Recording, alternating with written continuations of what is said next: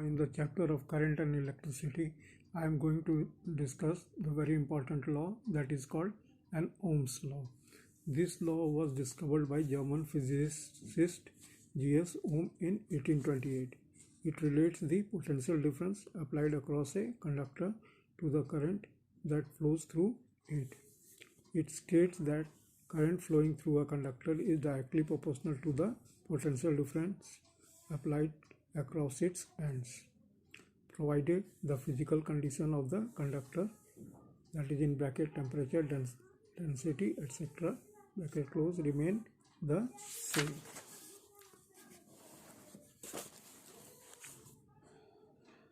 In other words, if there is no change in the physical condition, the ratio of the potential difference applied across the conductor to the current that flows through it is constant.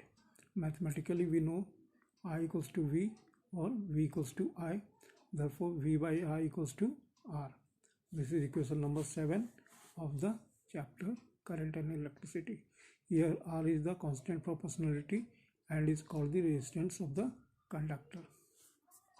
Let us gradually change, that is increase or decrease, the value of the potential difference capital V applied across the conductor and note down the corresponding values of the current I that flows through it. Plot a V versus I graph. We get a straight line. In this figure, I will giving you the slope of the line gives reciprocal of R. Such a graph shows that the conductor obeys Ohm's law.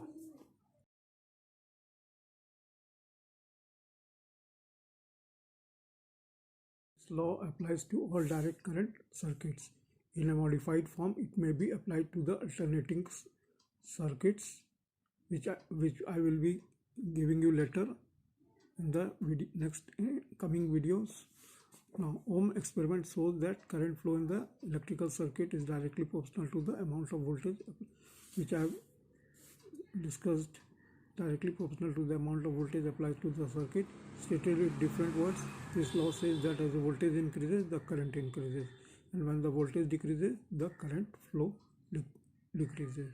It should be added that this relationship is true only if the resistance in the circuit remains constant, for it can be readily seen that if the resistance changes, current also changes. Ohm's law may be expressed as an equation as follows: I equals to E upon R, where I is the current in ampere, E is the potential difference measured in volts, and R is the resistance measured in ohms, in bracket designated by the Greek letter omega, whose symbol is omega. If any two of these circuit equations are known, the third may be found by simple algebraic transportation. The circuit shown in figure contains a voltage source of 24 volt and a resistance of 3 ohms. If a meter is inserted in the circuit as shown in the figure, the intensity of current flowing in the circuit can be read directly. Assuming that no emitter is available, the intensity of current flow can be determined by using Ohm's law as follows: I equals to E upon R. I equals to 24 volt by 3 ohm. That means I equals to 8 amperes. Some features in the figure that are typical of all electrical circuit drawn in schematic forms should be received. The electrical pressure or potential difference applied to the circuit is represented in schematic form by the symbol for a battery. The negative sign is located near one side is to indicate the negative terminal of the source or battery. The opposite side is marked positive with a positive symbol, plus symbol.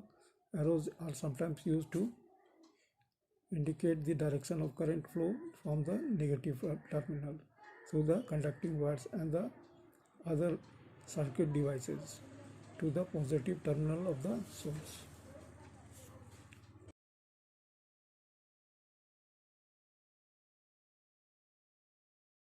Figure which I will be giving you It shows that the value of voltage and current are known to find the quantity of resistance in the circuit. Ohm's law can be transposed to solve for R. Transposing the basic formula I equals to R, E by R to R equals to E by I, and substituting the known circuit values in the equation, R equals to 24 volts by 8 amperes equals to 3 ohms or 3 ohms. Ohm's law can also be transposed to determine the voltage applied to a circuit when current flow and resistance are known, as shown in the figure. So before I will giving you the figure where you have found the resistance.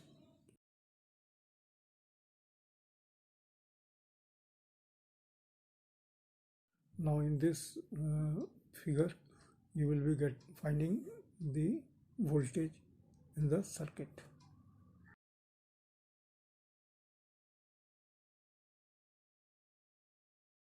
Circuit, the unknown circuit quantity, the voltage is represented by the symbol E, the value of resistance is 3 ohms, and the current flow in 8 amperes, or in bracket we write the word amperes is often shortened to amps.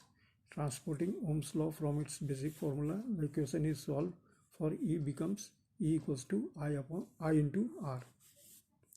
Now substituting the known values in the equation, E equals to 8 into 3, that is E equals to 24 volts or 24 volt. Ohm's law can be written as like this, as in figure.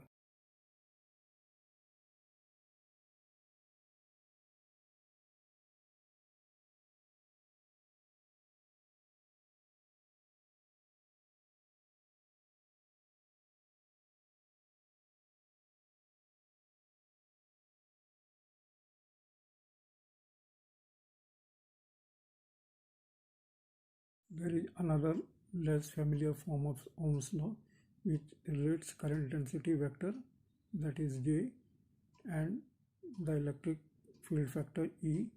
Mathematically J equals to E, therefore J upon E equals to sigma, where sigma is constant of proportionality and is called the conductivity of the material of the conductor. It is simply the reciprocal of the resistivity of the material and is independent of the electric field producing the current. Now what is the resistance of a conductor? Resistance is general is the measure of the physical obstruction or hindrance caused by the medium to the directional movement of the charge carriers. For example, resistance of a conductor is the measure of the opposition caused by the atoms and the electrons to the drifting electrons. In an electrolyte, resistance is the opposition caused by electrolyte in the movement of positive and negative ions. It is called internal resistance. In order of magnitude of resistance of a dry human body is about 10 kilo ohms.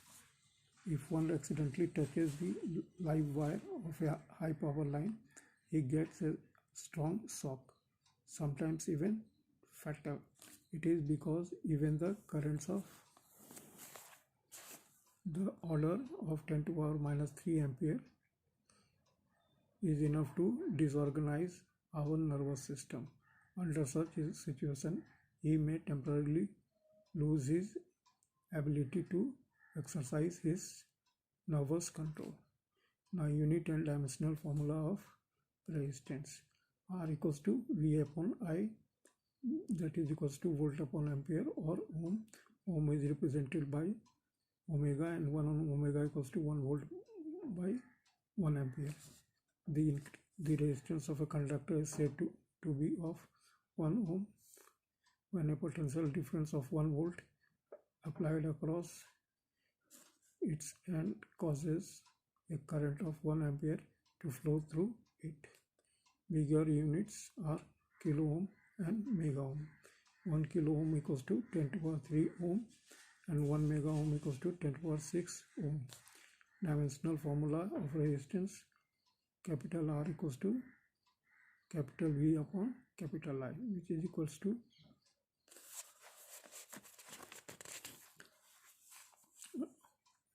W sort of 1 by Q into L, which is equals to ml square T to the power minus 2 by AT multiplied by again A, which is equals to ml square T minus 3 A to the power minus 2. Now factor that determines resistance of the conductor. Although R equals to V upon I, yet it is independent of both B and I. Resistance not only depends on the material of the conductor but also the dimensions of the conductor. It is given by the relation R equals to rho by L upon A, where L is the length of the conductor, A is the area of the cross section of the conductor, and rho is the resistivity of the material. Now resistivity or specific resistance of the conductor. From R equals to rho upon L by A, rho equals to R multiplied by A upon L. The SI units of resistivity is ohm into meter, omega meter, and its dimensional formula is ml q t minus 3 power A to the power minus 2 power. Now definition of resistivity. If L equals to 1 meter and A equals to 1 meter square, then rho equals to R. Resistivity or specific resistance of the material of a conductor is numerically equal to the resistance of the conductor of length 1 meter and cross-sectional area 1 meter square. Although resistivity has been defined using the formula started above, it does not depend on R and Ri and A. It is given by the formula rho equals to m upon Ne square tau n.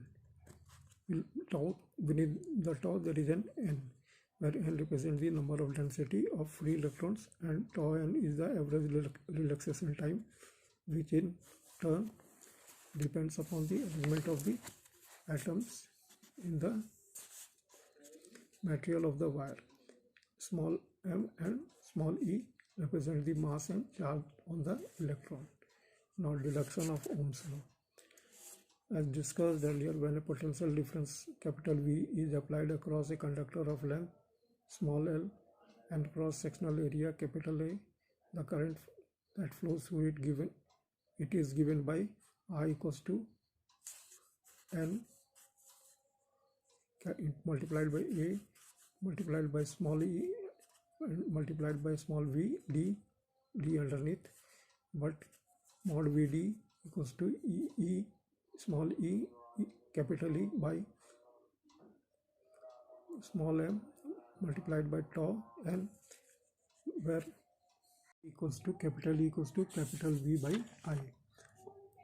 I equals to n a e into e is here small e into capital V by m into L multiplied by tau underneath n equals to ne square t tau underneath n by m multiplied by capital A by small l multiplied by capital V. V by I equals to m by ne square tau n underneath multiplied by I by A. This is equation number 9. If the physical conditions remain unchanged, all terms on the right side are constant. V by I equals to constant. I equals to V. Therefore, I equals to V. This is the statement of Ohm's law for a conductor.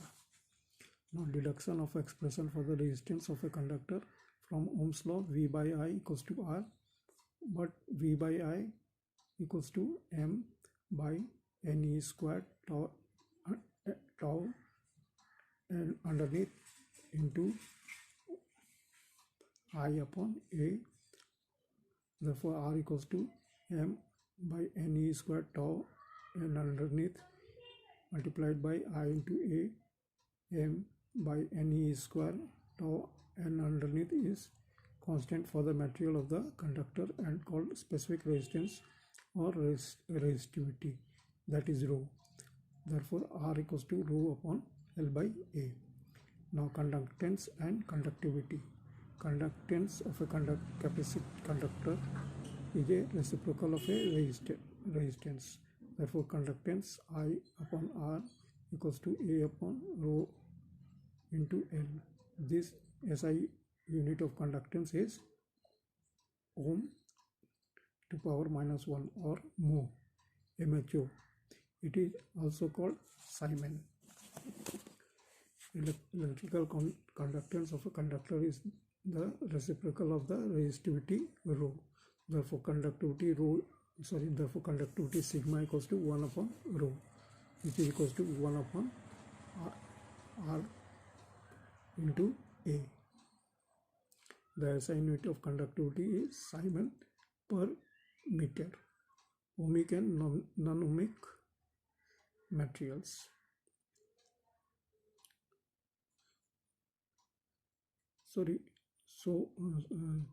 Sigma equals to 1 upon rho equals to L upon R.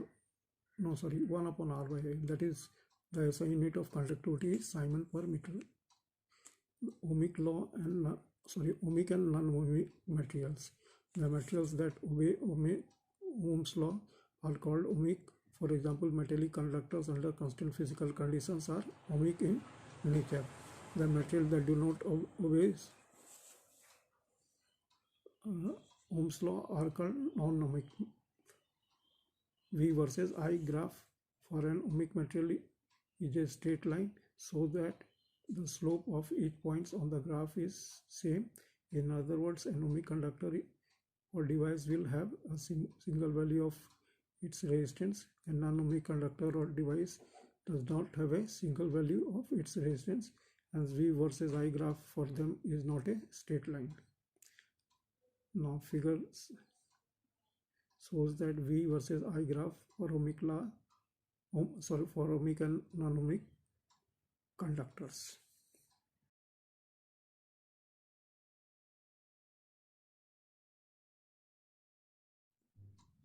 The above illustration shows that Ohm's law is not a fundamental law of nature unlike Coulomb's law.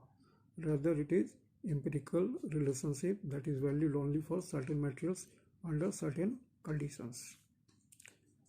Non-ohmic behavior of some of the devices is shown in this figure of A, B, C, D, E.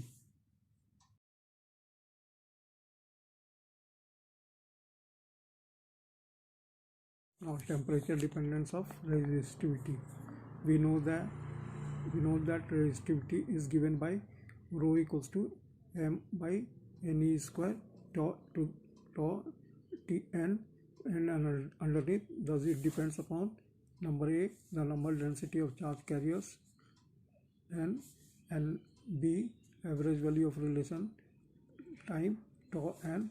As the temperature of the material is increased, it may increase both n and tau n, or one of them by a large factor, and accordingly the resistivity varies differently in different types of material. Now, material having very low values of resistivities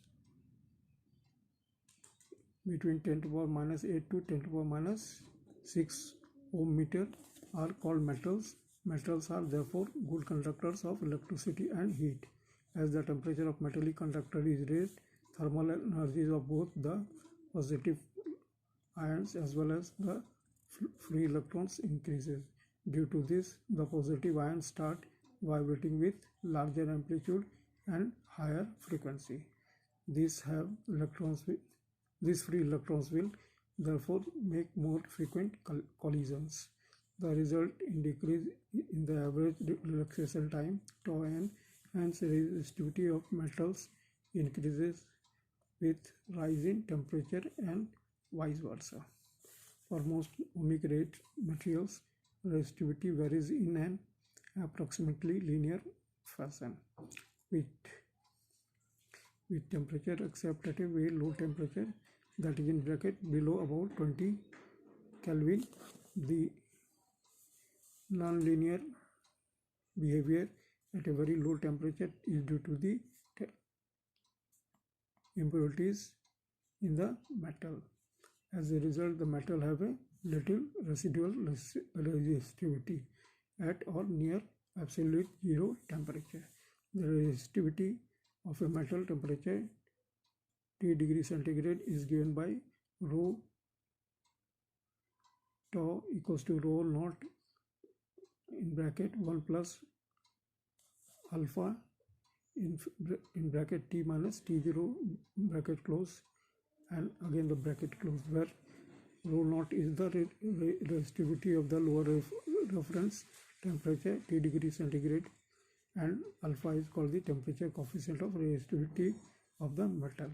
Therefore, alpha equals to rho r minus rho naught by rho naught multiplied by T minus T naught equals to d rho by rho naught dt. This is equation number 13. The SI unit of alpha is coulomb per coulomb or per centigrade or per Kelvin. Now, temperature coefficient of resistivity. It is defined as the functional change in resistivity per unit change in the temperature of the metal. Since resistivity of metal increases with the rise in the temperature, the value of the alpha is positive and constant except at a very low temperature.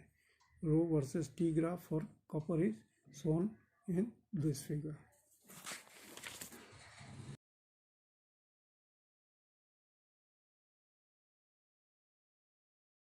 Alloys.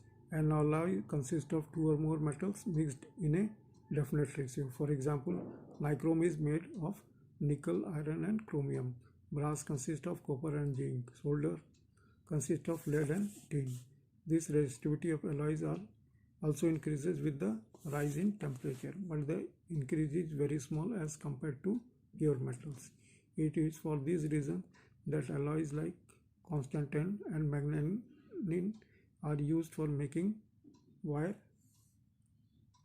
bond standard resistances.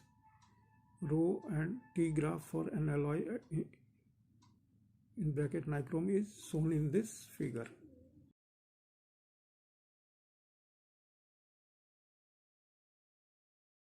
Insulators, materials such as wood, glass, rubber, etc. having very high resistivity, that is between 10 to the power 8 to 10 to the power 16 ohm meter, are called insulators.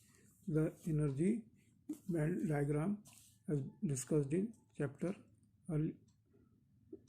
different chapters, solid and semiconductors for insulators, reveals that they have a very wide energy gap, capital E underneath small g, between the conductor and the valence band.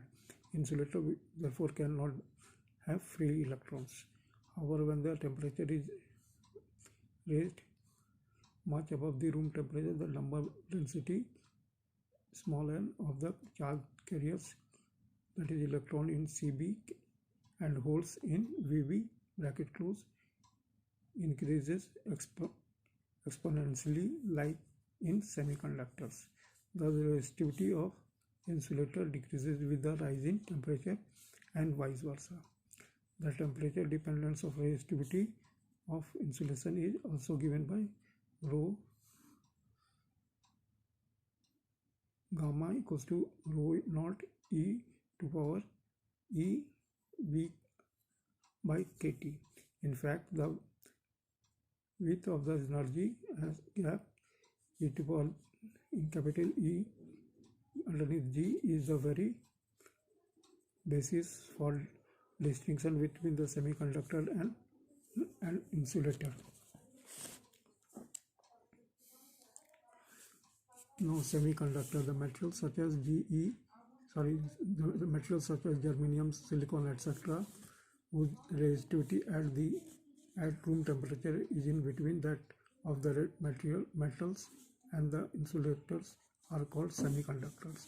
As the temperature of such material is raised, the relaxation time tau n decreases like in metals, but at the same time the number density n of the charge carriers that is free electrons in Cv and holes in Vb, increases by a much larger number. As a consequence, the resistivity of the semiconductor decreases with the rise in temperature and vice versa.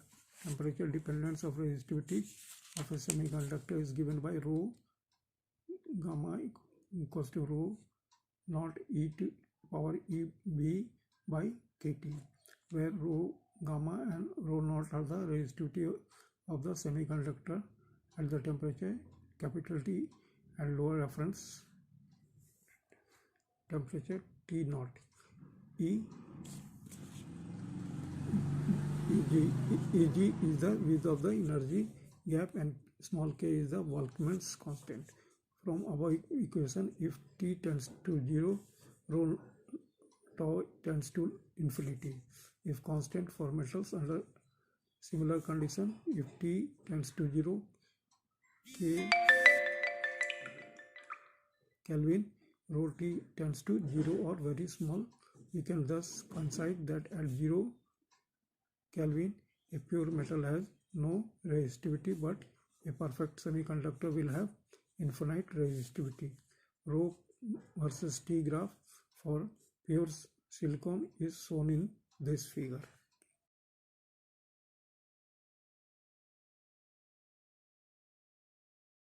Effect of temperature on the resistance of a metallic conductor. We know that resistance of a conductor is given by R equals to rho multiplied by L upon A, where rho equals to m by Ne square T tau underneath N. As the temperature of the conductor increases, rho increases due to the decreases in tau underneath N. In the process, I and A also changes a little, but the change is their values is insignificant in comparison to the change in tau, change in rho. Thus, resistance of a conductor increases with the increase in the temperature. Experimental study reveals that resistance of a metallic conductor increases nearly in a linear manner with the rise in the temperature over a limited range of temperature. Resistance RT at higher temperature T degree centigrade is related, capital T degree centigrade related to the resistance R G underneath at some lower temperature T to underneath 0 by the formula RT equals to R0 in bracket 1 plus alpha T minus T0, T and R capital, alpha equals to RT minus R0 by T minus T0. Delta is equals to delta R by R0 delta T. This is equation number 14 of the equation of the chapter current and electricity. Here alpha is called the temperature coefficient of resistance. It is in fact the same as being discussed in resistivity. Unit and definition of temperature coefficient of resistance. The SI unit of alpha is per degree centigrade or per degree or per Kelvin. Temperature coefficient of resistance is defined as the fractional change in resistance, that is delta R by R0 per unit change in the temperature delta T of the conductor. As discussed earlier, a positive or for metals or good conductor, it is positive but very small, or for alloys, and negative for semiconductors and insulators. Resistivity rho and temperature coefficient of resistivity alpha for some metals at room temperature 20 degree are given below.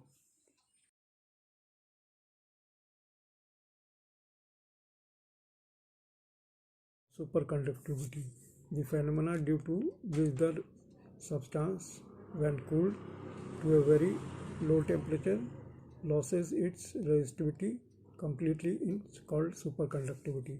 The temperature below which it happens is called the critical temperature of that substance, and the substance is called a superconductor. Superconductor was discovered in 1911 by a Dutch physicist H. Kamerlingh Onnes. He showed that mercury turned into a superconductor at 4.2 Kelvin. This figure shows the resistance capital R versus temperature capital T graph for mercury.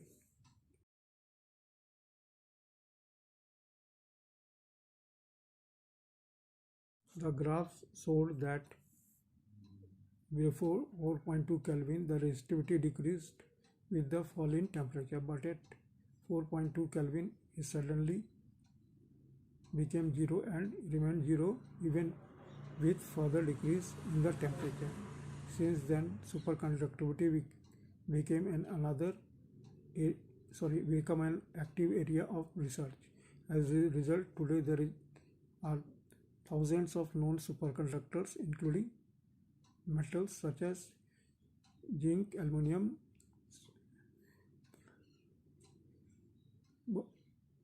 inconel, and many alloys. Experimental studies have revealed that all metals do not exhibit superconductivity. For example, copper, silver, and austenite are excellent conductors but not the superconductors. Some other examples of superconductors are lead at 7.25 Kelvin, niobium at 9.2 Kelvin, Ly, Bi2, Ca2, Sr2, Cu3O10 at 105 Kelvin, and alloy Ti2, Ca2, Ba2, Cu3O10 at 125 Kelvin. How does a conductor suddenly become a superconductor? We know that electric current is due to independently drifting free electrons in a conductor. The repeated collisions of these electrons with positive ions and even with one another is the very cause of resistivity and the resistance of the conductor. In a superconductor, the drifting electrons are not independent but become mutually coherent, dependent, and cooperative. As a result, vibrating ions cannot obstruct them and hence resistivity becomes zero. It is not yet completely known as to why drifting electrons become mutually dependent and coherent. Scientists and actively involved to achieve superconductivity at room temperature. Since a superconductor has no resistance, current once set up in a loop of superconductor will persist without change for months and years, even after the source of EMF is disconnected. This characteristic of superconductors will have wide range practical applications, such as number 1, in construction of superconductivity magnets, in which magnetic field intensity will be many times that of the best normal electromagnet. The superconductivity magnets cooled by liquid helium are used in particle accelerators and levitated vehicles. Now, number 2, in power transmission through superconducting cables without any loss of power, and number 3, in producing very high speed computers.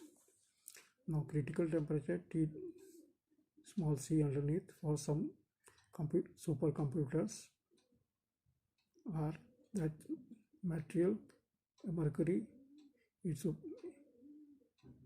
critical temperature is 4.2, aluminum 1.19, zinc 0.88, phosphorus 7.18, niobium 9.46, and NO2 GE is 23.2.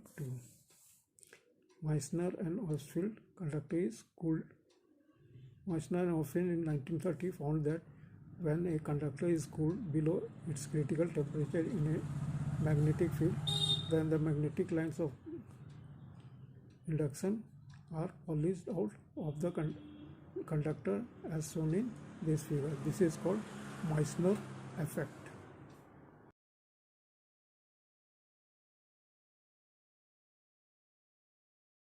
Simple language, it is very necessary to discuss the factors affecting the resistance. Among the four major factors affecting the resistance of a conductor, one of the most important is the type of conductor material.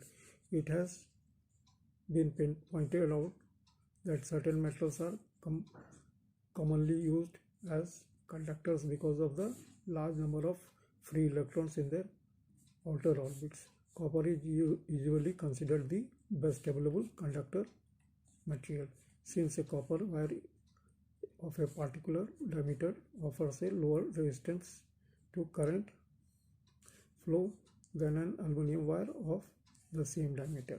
However, aluminum is much lighter than copper,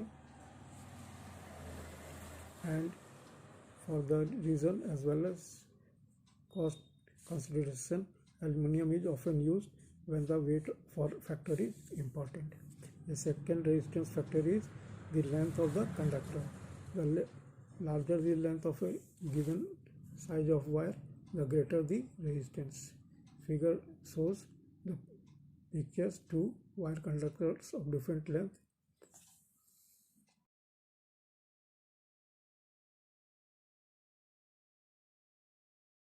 If 1 volt of electrical pressure is applied across the two ends of the conductor, that is 1 foot in length, and the resistance to the movement of the free electrons is assumed to be 1 ohm, the current flow is limited to 1 ampere. If the same size conductor is double its length, the same electrons set in motion by the 1 volt applied. Now find twice the resistance. Consequently, the current flow will be reduced by 1/2. The third factor affecting the resistance of a conductor is cross-sectional area or the end surface of a conductor. This area may be triangular or even square, but it is usually circular. If the cross-sectional area of a conductor is doubled, the resistance to current flow will be reduced to half. This is true because of the increased area in which an electron can move without collision or capture by an atom. Thus, the resistance varies inversely with the cross-sectional area of a conductor. To compare the resistance of one conductor with that of another having greater cross-sectional area, a standard or unit size of conductor must be established.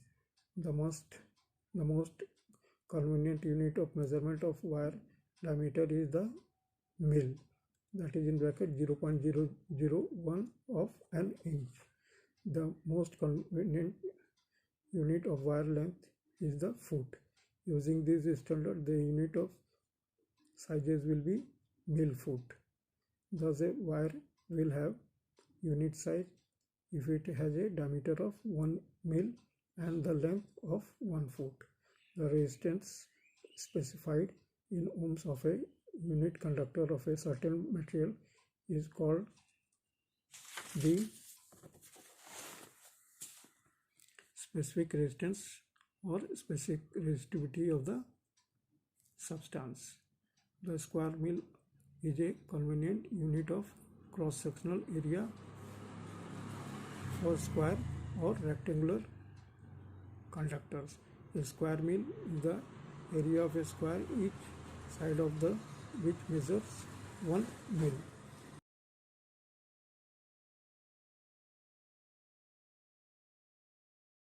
Now, to compute the cross-sectional area of a conductor in square mils, the length in mils is length of one side is squared. In the case of a rectangular conductor, the length of one side is multiplied by the length of the other. For example, a common rectangular bus bar, that is in bracket large special conductor, is 3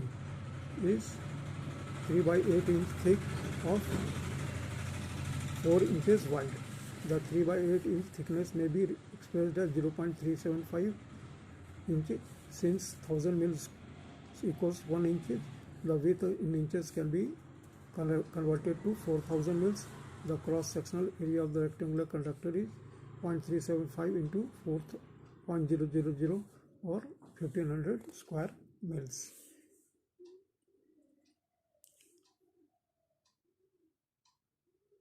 Sorry, 0.375 into 4000 or 1500 square mils.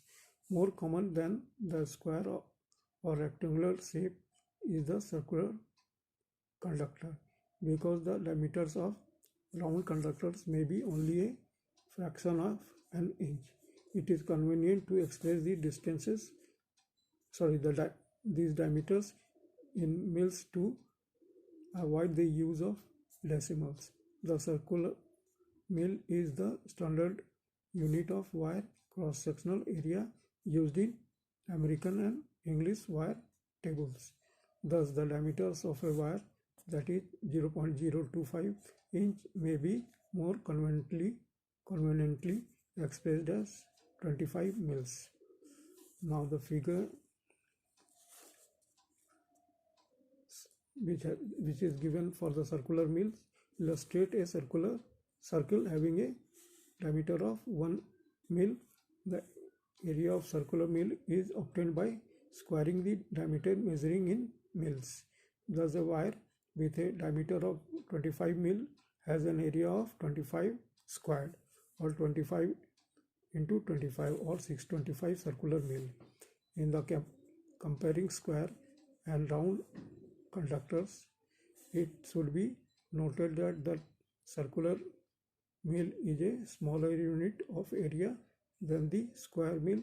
To determine the circular mil area, when the square mil area is known, the area is square mil is divided by 0.7854. Conversely, to find the square mil area, when the circular mil area is known, the area in circular mil is multiplied by 0.7854. Wires are manufactured in sizes numbered according to a table known as the American wire gauge, that is in bracket AWG. Where wire diameters becomes similarly to the gauge numbers become larger. This table is available to aviation technician for reference, and only on wire size but also resistance and cross-sectional area. The last major factor influencing the resistance of a conductor is temperature. Although some substances such as carbons show a decrease in resistance as the ambient, that is in brackets surrounding temperature, increases, most material used to conductors increases in resistance as temperature increases. The resistance of a few alloys such as tungsten and magnets change very little with the temperature change. The amount of increase the resistance of a 1 ohm sample of a conductor per degree rise in temperature above 0 degree centigrade. The assumed standard is called the temperature coefficient of resistance. For the metal rises a different value. For example, the copper value is approximately 0.00427 ohm. This is copper wire having a resistance of in ohms at a temperature of 0 degree centigrade.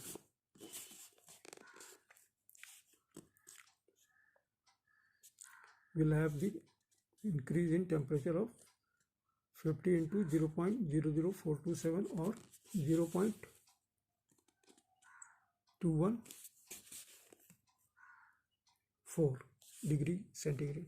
The temperature coefficient of the resistance must be considered when there is an appreciable change in temperature of a conductor during operation. Chart listing the temperature coefficient of resistance for different materials are available.